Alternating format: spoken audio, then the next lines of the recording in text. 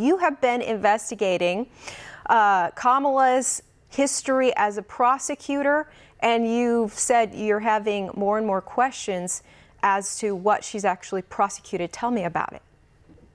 Sure, Ivory. So look, I got interested in this by seeing some articles and just, seeing how she behaves during press interviews.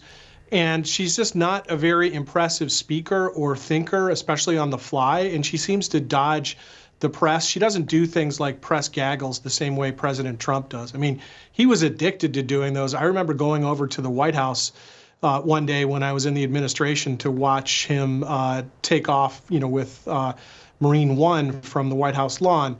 And off to the side, he did a press gaggle for like an hour and a half. So the departure date time was like well delayed. When you listen to her in interviews and she seems to kind of stammer and not know how to answer, it's as if she hasn't, researched and formed her own opinions on key issues that she's proposing, right?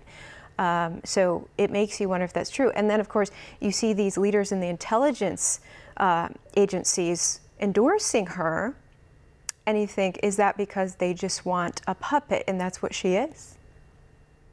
Yeah, and another pass-through entity like Joe Biden, right? The permanent state, the intelligence state, the deep state, the administrative state, all of the above. And I differentiate between the deep state, which I do identify with the intelligence community, and the administrative state, which I think of as the career bureaucracy that spreads across a whole bunch of agencies, including ones that aren't intelligence agencies, that, they just want to be left alone. And if they have a caretaker president who gives speeches and gets to be the presider in chief, much more like the European model of what a president is, as opposed to an actually governing president like our founders gave us in our constitutional system, so much the better for them. And so I'm sure compared to President Donald Trump, who interrogates everything, believe me, and will bring in people who disagree with each other to argue in front of him, and then he'll use that to engage in decision making.